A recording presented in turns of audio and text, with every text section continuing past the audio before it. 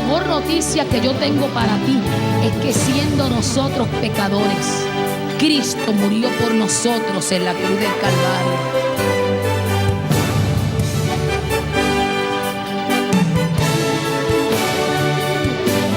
Juan, si eres tan amable, Segunda de Reyes 7, vamos a leer el 1 y luego vamos a brincar. Vamos a leer el 1, el 2 y el 3. Y luego nos movemos al 19. Segunda de Reyes 1, 2 y 3 y luego nos movemos al 19. Esto es un sermón muy hermoso que hemos titulado El peligro de la incredulidad. Es un sermón que yo prediqué hace como un mes en la iglesia, una de las iglesias de nosotros de Cataño, así que lo quiero compartir con ustedes. ¿Está listo? Yo no escuché ese amén. ¿Estamos listos? A mí me gusta que usted lo lea conmigo. ¿Qué dice la poderosa palabra del Señor?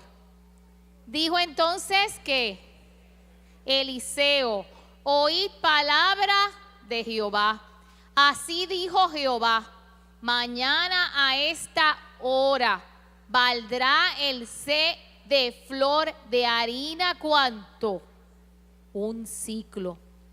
Y 2 ses de cebada 1 siclo a la puerta de Samaria. ¿Y qué dice el verso 2? Y un príncipe sobre cuyo brazo el rey se apoyaba respondió al varón de Dios y le dijo: si Jehová ahora hiciere ventanas en los cielos, ¿sería esto así? Y él le dijo, por lo incrédulo, ¿qué le dijo? He aquí que tú lo verás con tus ojos, mas no comerás de ello. Uy, qué peligroso es la incredulidad, ¿verdad? ¿Y qué dice el verso 3? Había en la entrada de la puerta 4 hombres leprosos, los cuales dijeron el uno al otro: ¿para qué nos estamos aquí? ¿Para qué nos estamos quedando aquí para que muramos de hambre? Y ahí comienza el relato de esta historia. Pero antes me gustaría que nos movamos al verso 19. ¿Y qué dice el verso 19? En el cierre de la historia de la cual vamos a hablar hoy, el verso 19 narra el mismo evento que se narra en el verso número 2. ¿Y qué dice el verso 19? A lo cual aquel príncipe ya había respondido al varón de Dios diciendo: si Jehová hiciese ventanas en el cielo, ¿pudiera suceder esto? Y él le dijo: he aquí con tus ojos lo verás, mas no comerás de ellos. El verso 19 relata cómo se cumplió y aquel hombre que servía al rey murió. Padre, yo te doy gracias por tu palabra, porque ella en esta noche es luz en medio de las tinieblas. Bendice a tu pueblo y permite que esta palabra cale hondo en el corazón para que pueda ser aplicada a nuestras vidas en el nombre de Jesús. Amén y amén. ¿Sabe una cosa? Pueden sentarse. Los santos de este mundo somos sal de la tierra y la sal tiene la peculiaridad de preservar. Así es que lo que hace el creyente en la tierra es que preserva para vida. El creyente que está en la tierra representa el salvavidas para una humanidad que se muere. ¿Sabe una cosa? Mientras hayan creyentes en el mundo tendrá la esperanza de conocer a un Dios vivo. Tendrá la oportunidad de escuchar y creer que Cristo murió y resucitó. Los santos en la tierra son la garantía de que todavía hay esperanza y que todavía el Rey viene a buscar a su iglesia. Había un hombre en Samaria justo y piadoso, como hay hoy en la iglesia de Jesucristo, el caballero de la cruz. Vivió en una época difícil. ¿Será esta época fácil? Dígamelo usted. Una época muy difícil. Dice la Biblia que en el entorno histórico los sirios le tenían, como dicen buen puertorriqueño, el dedo dentro del ojo al pueblo de Dios. La harina escaseaba. Así es que si la harina normalmente a usted en el supermercado, yo casi no hago compra. ¿Cuánto vale la harina? Ayúdeme, hermana, por favor. 5 pesos, un paquete. No, menos, $2. En aquel tiempo en donde todo escaseaba, la harina usted la podía conseguir en 20 o 30 dólares si es que aparecía. La hambruna y la escasez eran el orden del día. Y el pueblo sirio era un pueblo atropellador que había no solamente quebrantado la voluntad del pueblo de Dios, sino que el pueblo de Dios estaba a expensas de una miseria económica, esperando que Dios tuviese misericordia de ellos. Pero vamos a hablar de las razones. Dice la Biblia en el contexto histórico que el rey se llamaba Joram. Y Joram siguió los caminos malvados de su padre Acab. De tal padre, tal hijo. Y dice la Biblia que hizo lo malo delante de los ojos de un Dios que es santo. Y dice la poderosa palabra del Señor que se fue detrás de los ídolos falsos, según lo hizo su padre. Y el pueblo sucumbió en el pecado, en la falta de moral, en la escasez de principios morales y sobre todo le dio la espalda a un Dios que es santo. Y las consecuencias del pecado, las consecuencias de una mala administración trajeron como producto un problema serio moral, espiritual a la nación y un problema de hambre extraordinaria. Pero en medio de las situaciones difíciles hay un Dios que está por encima de los tiempos. Hay un Dios que está por encima de las sazones.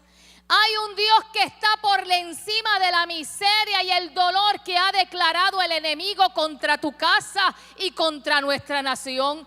Hay un Dios que tenía un plan perfecto para darle una salida a aquellos que son los justos de Dios. Y dice la Biblia que envió a un hombre de Dios. Y dice la poderosa palabra del Señor que este hombre de Dios se levantó y profetizó sobre aquella nación y le dijo: no hay harina, hay escasez. Dijo Eliseo: no hay esperanza económica, pero hay una salida para los justos, porque los justos veremos la bondad de Dios en la tierra de los vivientes. Y dice la poderosa palabra del Señor que cuando esta palabra fue declarada, uno de los que le servía al rey que era más malo que su padre, al rey Joram, que era tan incrédulo como él, le dio un codazo al rey y le dijo: mira qué bonito, viene aquí con mucho bla bla bla. Si Dios abriese las ventanas de los cielos, que lo dudo que lo pueda abrir, ese Dios que tú le sirves, ese Dios que el cual no existe, porque yo tengo mis propios dioses falsos, esto jamás podrá ocurrir. Esto que tú estás diciendo es imposible, esto jamás ocurrirá. Le dijo el profeta: no hay ningún problema. Déjame decirte una cosa, la palabra que yo declaré ciertamente se cumplirá, pero como tú no la creíste, bendito, déjame decirte que ocurrirá, pero tú no la verás. Y esa palabra profética que fue dada por aquel profeta de Dios, dice la Biblia que se cumplió. Qué peligrosa es la incredulidad. Ahora anda por ahí el mosquito de la ¿qué? Ese mismo. Pero la incredulidad es un germen que logra nacer en la vida de los creyentes. Déjeme decirle una cosa: el Dios que te sanó te volverá a sanar, y el Dios que salvó ayer sigue salvando hoy. Pero la incredulidad detiene la vida espiritual del creyente. Es un germen, es un veneno que cuando cobra vida en tu vida espiritual te detiene, porque te hace incapaz de moverte, te hace incapaz de creer, te hace incapaz de predicar el evangelio, te hace incapaz de creer que tu Redentor, que tu Goel vive.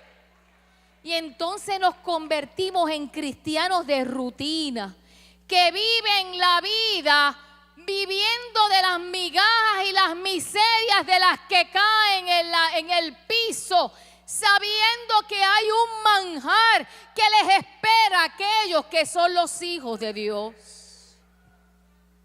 Ese veneno se te mete por las venas y te quita todo. Te impide crecer, te impide creer que Dios tiene algo mejor para ti, te impide actuar, te impide moverte. Por eso es que la Biblia dice que sin fe podríamos. A veces la Biblia dice sin fe es imposible. No hay ninguna posibilidad. No puedo ir al Supremo. Cualquier puerta que yo pueda buscar para justificar mi falta de fe, no hay ninguna puerta que se abrirá para aquellos que no creen. Pero aquellos que creen, se abrirá el cielo y el sol de justicia te bendecirá. Cree que el tiempo de la escasez tiene un término en tu vida. Cree que verás la bondad de Dios. ¿Será Dios mentiroso? ¿Será el Dios que te salvó y que te ha preservado hasta hoy mentiroso? Ciertamente no. Pero hablemos de Eliseo, porque ya hablamos mucho del rey, hablamos mucho del ayudante del rey. Hablemos de este hombre llamado Eliseo. ¿Quién era Eliseo? Eliseo era un profeta de Dios. Pero cuando fue llamado estaba arando bueyes, porque el tipo era trabajador. Y dice la Biblia que mientras araba los bueyes, se encontró con un hombre llamado Elías. Y Elías le dijo: oye, yo soy profeta de Dios. Y él le dijo: oye, yo quiero ser como tú. Cuando yo sea grande quiero ser como tú. Yo quiero tener el Dios que tú tienes. Yo quiero hacer proezas en Dios. Y él le dijo: no hay ningún problema, sígueme. Y dice la Biblia que donde quiera que se movía Elías, Eliseo aprendía a los pies del profeta. Pero qué bueno que yo no necesito un profeta llamado Elías. Qué bueno que yo tengo el manual del piloto. Qué bueno que yo tengo la luz que me alumbra en el camino. Qué bueno que Dios me dejó un testamento, porque si yo lo sigo, alcanzaré la vida eterna. Si yo creo en las palabras que están en este libro, yo alcanzaré el cielo. No habrá ninguna ventana que pueda ser cerrada, porque mi fe será puesta en balanza y el cielo se moverá a tu favor. Así que dice la Biblia que cuando Elías ya iba a ser levantado, narra el libro de Segunda de Reyes, que en varias ocasiones Elías le dijo a Eliseo: ¿estás ready o te cansaste? Porque es que en esta carrera hay mucha gente que se queda a mitad. O la iglesia más grande del pueblo de Puerto Rico no es la iglesia de los apartados. gente que consiguió razones para dejar a Dios, pero Dios es bueno. Y dice la Biblia que Elías le decía a Eliseo: ¿estás ready o te quitaste? ¿Y qué le dijo él? No, yo estoy listo. Yo, Eliseo, no me voy a quitar. ¿Y sabes lo que procuró Eliseo? La doble porción del espíritu que había en Elías. Y si usted va a las escrituras y sigue y cuenta la cantidad de milagros, los cuales fueron obrados a través de las manos de este hombre de Dios, usted se dará cuenta que él hizo el doble de los milagros que logró hacer el profeta Elías, porque Dios le puso sobre él el poder y la autoridad. Sin fe es imposible agradar a Dios. Pero ¿sabe una cosa? Cuando yo veo y leo la Biblia, yo no encuentro un hombre que haya sido llamado que no esté trabajando. No hay hombres llamados que no anhelan hacer la voluntad de Dios. Si tú fuiste llamado, tú tienes todas las características necesarias para hacer la voluntad de Dios. Y yo lo voy a volver a repetir porque parece que usted no lo entendió. Si tú estás aquí y fuiste alcanzado por el poder del Evangelio, si creíste en el anuncio del perdón, tú tienes la capacidad de alcanzar en Dios todo aquello que está en la poderosa palabra del Señor. Nadie puede detener el poder de Dios en tu vida. Así es que este es el hombre por el cual la boca de Dios utilizó la boca de este hombre para hablarle al pueblo de Dios. La vida de este hombre se caracterizó porque creyó. La vida de este hombre se caracterizó porque tenía un deseo de hacer la voluntad de Dios. Cuando estudiamos la Biblia de este hombre de Dios, nos damos cuenta que contrasta con la realidad del pueblo de Israel. Así que le hablé del rey, le hablé del contexto histórico, le hablé del profeta Elías y de Eliseo. Ahora tenemos que hablar del pueblo, ¿verdad que sí? Así es que vamos a hablar del pueblo de Israel.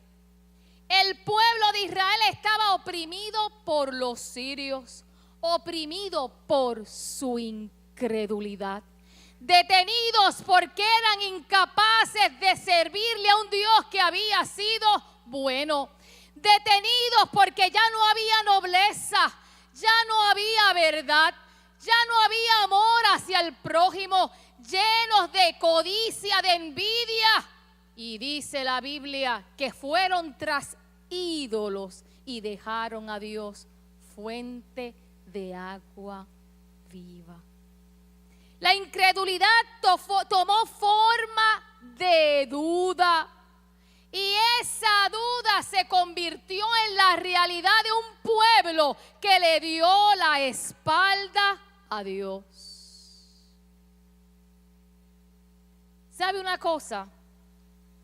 Cuando yo me levanto y miro la soberanía de un Dios que siendo soberano sigue siendo bueno. Pero cuando me levanto y miro la soberanía de un Dios que es soberano y bueno, tengo que concluir que mi Dios es santo. Y sin santidad nadie verá el rostro del Señor. Pero cuando yo veo la santidad de un Dios al cual yo le sirvo, dice la Biblia que yo solo tengo que adorar, porque jamás tú y yo tendremos la capacidad de alcanzar la santidad que Dios requiere si no estoy mirando a la cruz del Calvario. Detrás de esa cruz yo puedo servir a Dios, pero frente a la cruz del Calvario pensaré yo, que tengo la capacidad de alcanzar al cielo y me equivocaré. Frente a la cruz me levantaré y juzgaré a los otros porque no tengo la capacidad de perdonar, porque pienso que alcanzaré el cielo por mi propia voluntad. Pero detrás de la cruz de Cristo, yo recibo perdón, me ubico en tiempo y espacio y miro al mundo con amor. Tolero a aquellos que están caminando como yo la carrera de la fe. Y no señalo, sino que me preparo a caminar con paciencia mientras me preparo para aquel día en que Él venga a buscarme. No confundamos la humildad falsa. Porque hay gente que piensa, déjame obrar humilde, déjame ser humilde para yo poder alcanzar el favor de Dios. Eso está extraordinario. Pero hay gente que se levanta con una humildad falsa, que a veces se paran frente a la cruz de Cristo y con esa humildad nos creemos que tenemos el poder para justificar nuestras acciones y levantar el dedo acusador contra los demás. Eso no es ser creyente, eso no es ser humilde. Ser humilde es estar detrás de esa cruz y creer que el Dios que me perdonó a mí será capaz de perdonar el pecado del otro. Será capaz de ayudarme a que este cuerpo siga caminando hacia la cruz del Calvario para que pueda alcanzar la medida de la plenitud del hombre y la mujer que Dios espera de ti. Y para eso hay que creer en Dios.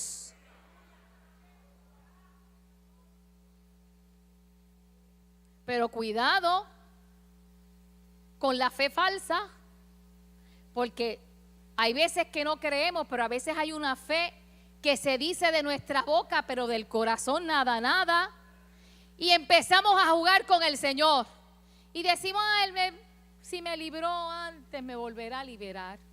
Y eso es a veces como gente que utiliza a veces los automóviles y empiezan con él. A veces estamos en la luz y usted oye que dejan la gasolina en la luz acelerando. ¿Por qué los hombres hacen eso? Bueno, hay mujeres que también lo hacen. Y usted ve, cómo está la gasolina de cara, hermano. No haga eso. Y entonces usted los ve, entonces uno está en el medio y dice, pero ¿y por qué ellos te están gastando tanta gasolina? Jugando con la vida y a veces no nos ponemos el cinturón. Pues mire, esa analogía es muy buena.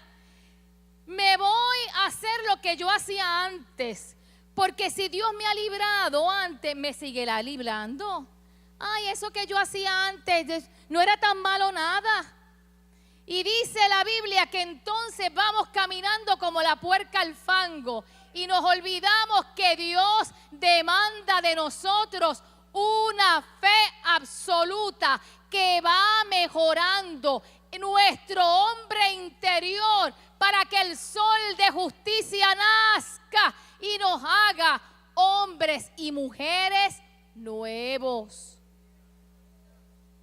La incredulidad, punto número 2, nos incapacita para actuar con las buenas obras.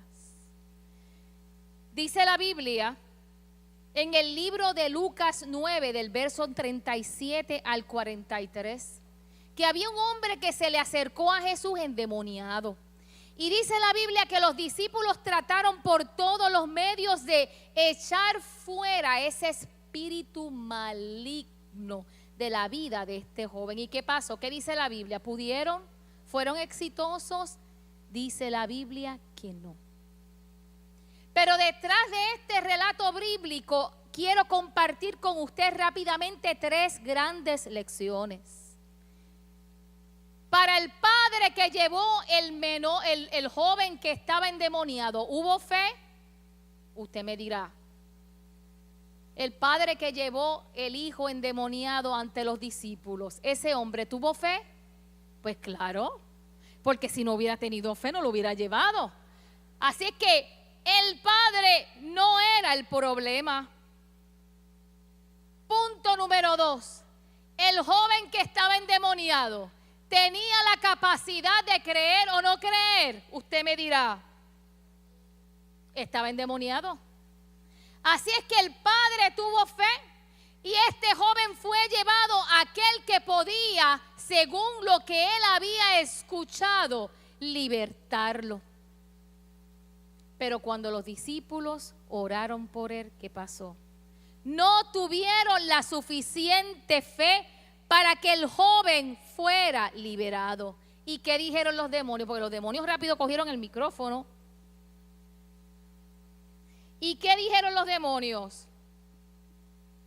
A este conocemos, a estos otros, pero ¿quiénes somos si nosotros no tenemos fe? Tome el caso de Pedro. Dice la Biblia que estaba caminando en el mar, tuvo temor, quitó la vista del Señor y dice la Biblia que se hundió. Cuando tú y yo no podemos creer que en Él hay, jamás nuestras oraciones tendrán la capacidad de mover el trono de Dios. ¿Sabe que hay oraciones que salen de nuestra boca mientras la mente está pensando en el carro? Es más, a veces uno escucha oraciones de gente que no tienen una línea. Y uno dirá, pero ¿y qué está pasando por la mente de ese creyente? Hay oraciones que ni siquiera pueden ser levantadas. Hay oraciones que salen de nuestra boca con una expresión de derrota. Hay oraciones que salen de la boca sin creer que en Él hay. ¿A quién estamos engañando? Cuando tú vienes a la casa y vas a orar con el Señor, primero cree que en Él hay. Primero establece la conexión con el Dios que te ama. No olvides que Él ha prometido estar contigo hasta el fin del mundo. Y cuando tú tengas la capacidad de creer, habla con ese Dios que es bueno. Habla con ese Dios que está contigo desde que te levantas hasta que te acuestas. Él no duerme, no dormirá. El que guarda tu casa no duerme ni dormirá. El que guarda a Israel. Jehová es tu guardador. Jehová es mi sombra, mi mano derecha. No te fatigará el sol de día, ni la luna de noche. Él te guardará de todo mal. Él guardará tu alma. Él guardará tu salida y tu entrada desde ahora y para siempre.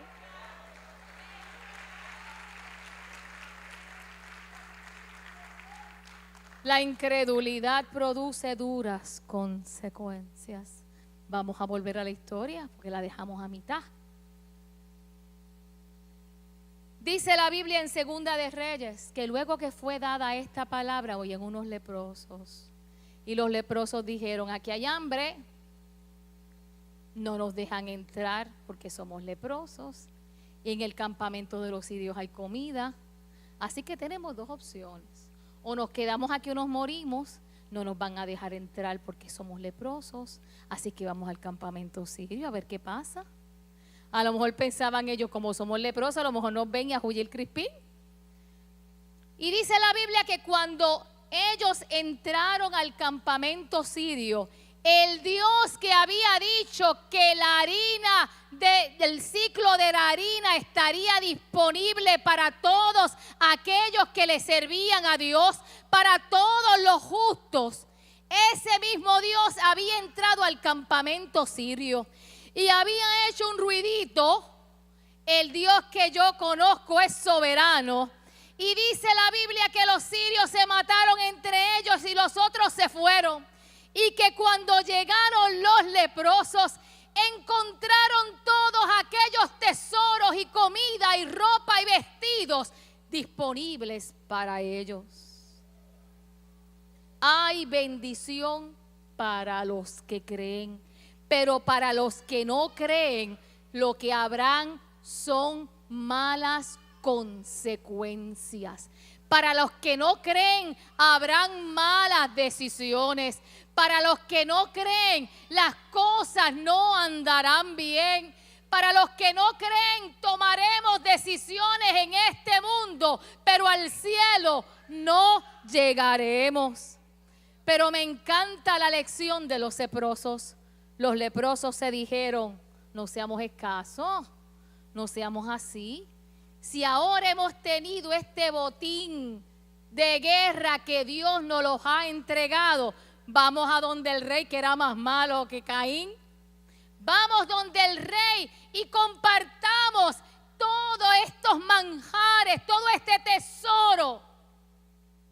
Y dice la Biblia que ellos regresaron. Y dice la poderosa palabra del Señor que el pueblo llegó al campamento asirio. Y dice la poderosa palabra del Señor que tomaron posesión de sus vestidos y de sus tesoros. ¿Y qué usted cree que ocurrió con la harina? Dice la poderosa palabra del Señor que en aquel día, búscame el verso 1, Juan, se cumplió la palabra que fue dada por el hombre de Dios Eliseo. Y dice Segunda de Reyes, verso 7, versículo 1, que la harina bajó al costo que dijo el profeta, porque había bendición hasta que sobreabundaba. Pero narra la Biblia que aquel hombre ayudante del rey, cuando salió a caminar mientras el pueblo estaba despavorido, fue aplastado y murió. Y relata el verso 19, las ventanas del cielo se abrirán, mas tú no lo verás. En esta noche el Señor pregunta: ¿tendrás la fe suficiente para mover el trono de Dios? ¿Tendrás una fe no fingida? ¿Tendremos una falsa o una verdadera humildad? ¿Tendremos la capacidad de creer lo que dice esta poderosa palabra del Señor? ¿Tendremos la capacidad de mantenernos detrás de la cruz de Cristo para no tener una posición o un concepto de nosotros mismos más alto de los que tenemos que tener? ¿Tendremos la capacidad de trabajar para el Señor hasta gastarnos?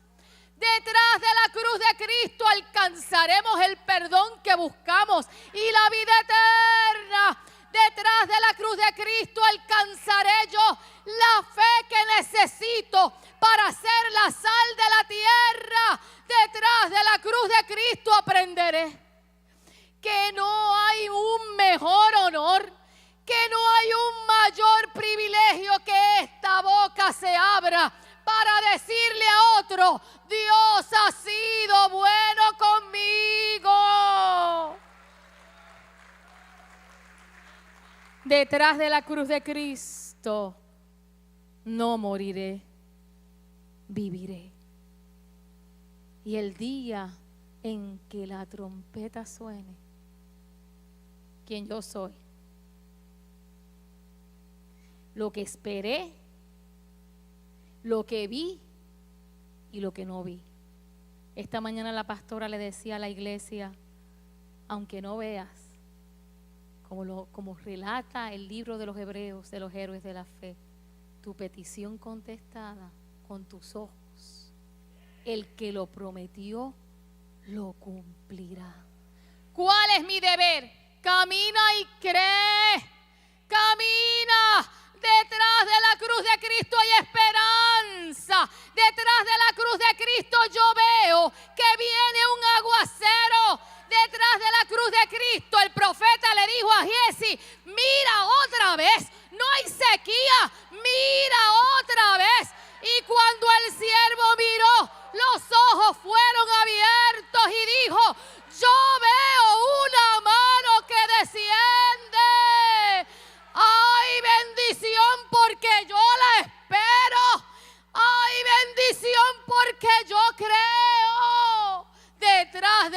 cruz de Cristo yo tengo esperanza.